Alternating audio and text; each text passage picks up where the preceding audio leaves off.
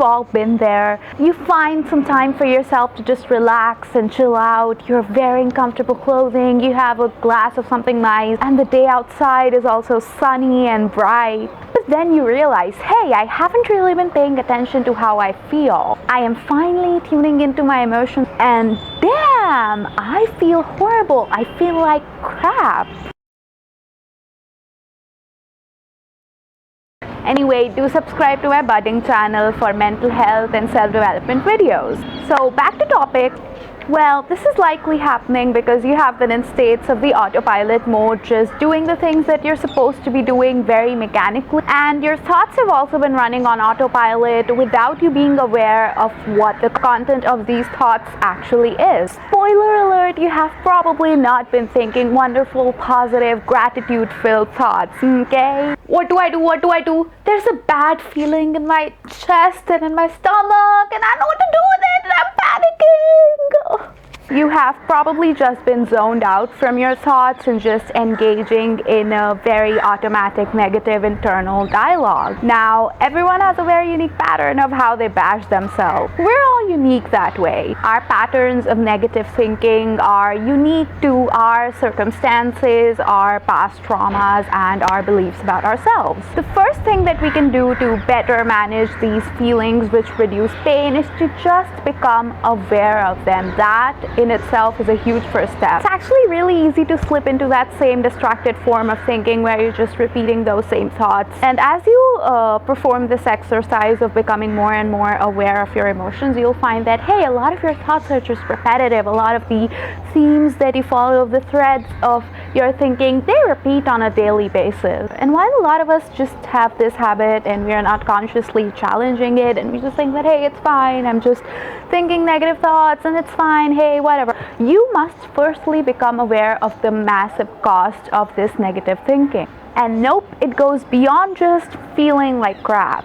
Because as we all know, or even if you don't know, you will know now, there is a very strong mind and body connection, and the way that you think and the way that you feel are linked to your physical health and wellness as well. In fact, prolonged periods of distressful thinking is actually linked to a number of illnesses. For example, a study published in the journal Alzheimer's and Dementia actually found out that prolonged and persistent patterns of negative thinking can actually lead to cognitive decline, and subsequently thinking patterns associated with anxiety and depression were linked to dementia. Yeah. A 2009 study meanwhile linked a cynical way of thinking to a higher risk of heart disease. Basically, when an individual is predisposed to interpreting situations as threatening, this creates a persistent bodily chain reaction. I'm always in danger. The world is a dangerous place to be in. You feel on edge. There's a pit in your stomach. Your emotions have a very physical effect as well. This produced effect on your body is a cardiovascular reaction in response to stress. For example, a rise in your blood pressure and heart rate. So such individuals who are more likely to perceive situations as threatening are shown as more susceptible to hypertension, heart attacks, and premature deaths by heart disease. Yeah, anxiety is not very good for your heart, my dear.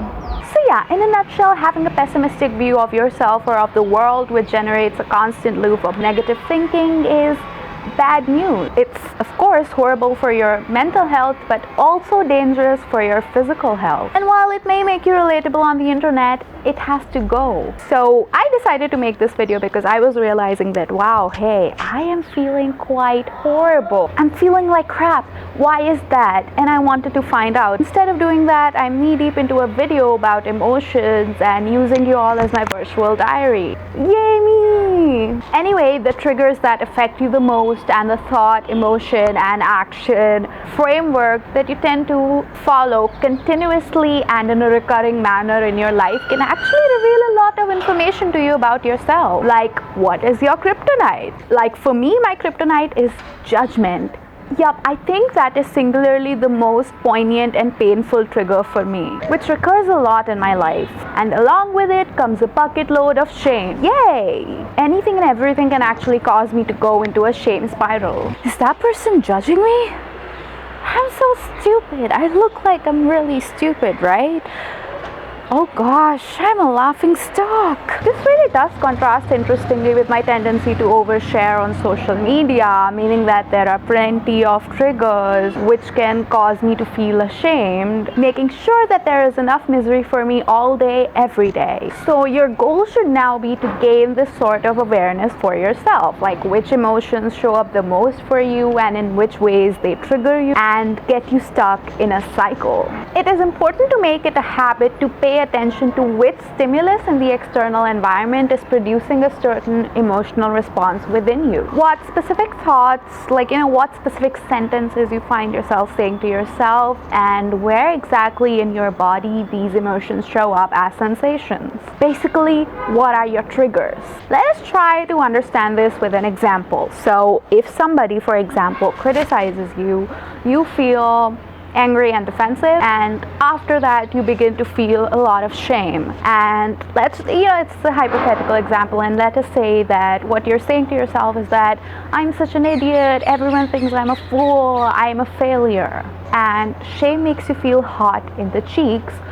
So, if we try to understand this equation, the external stimulus is the criticism that you received, your emotional response is the anger, the defensiveness, and the shame. Your thoughts are the things that you're saying to yourself, and the bodily sensations are how hot you feel in the cheeks. Congrats! Instead of reacting to your emotions, you've actually begun to look inside, and you've also gained a ton of self-awareness. But anyway, in order to go even deeper into the situation, let us talk about the anatomy of an emotion. I think the most revolutionary realization for me has been that emotions are a product of how I interpret a certain situation and not what the actual situation is. This is also congruent with a hypothesis which is called the appraisal theory of psychology. It's a quite popular theory, I must say. So this theory suggests that emotions aren't about the actual event, but they're about the appraisal of that actual event. So if you just believe that nobody can hurt you, you're gonna be a gangsta, baby. So the appraisal theory suggests that emotions arise due to the appraisal of an event and whether this appraisal aligns with the personal desire that you have. If it aligns with the desire, it's going to produce a hedonistically positive emotion, which basically means something that feels nice, and if it does not align with your desire, it's going to produce a hedonistically negative emotion, basically something that does not feel nice. In my case, if I'm experiencing a lot of shame, it's all about my appraisal of a certain external stimulus to mean horrible things, even if the stimulus in itself is neutral. So this means that I am making a lot of situation mean that my desire for acceptance by other people is not being fulfilled. And also, disclaimer, this appraisal theory is just one of the many theories about emotions, so it's not perfect. Probably. Anyway, this realization is good news, because while I cannot change the external stimulus, I can change how I interpret it to mean something different and then just find relief. The solution that I have found to experience less shame and to find more acceptance in my life is to, accept myself more. And it's such a simple fix, but when you find your mind spiraling out of control, you don't always think about it. It's not other people who are all the time shoving mean things into my face, although there are people like that sometimes, but most of the times it's just me judging myself and blaming other people. And you know what I need to do, and what you also need to do, is give yourself more empathy.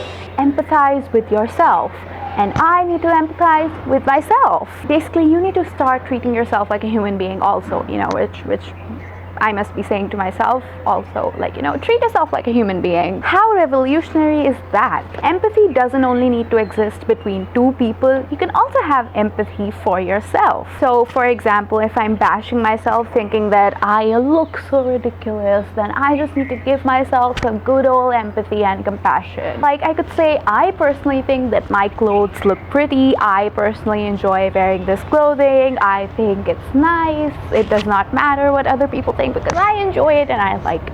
Or if, for example, I feel shame over a text message, I can say to myself that what I texted is important to me, what I said has value for me, I think it is reasonable to text that, and I don't think I should judge myself over it.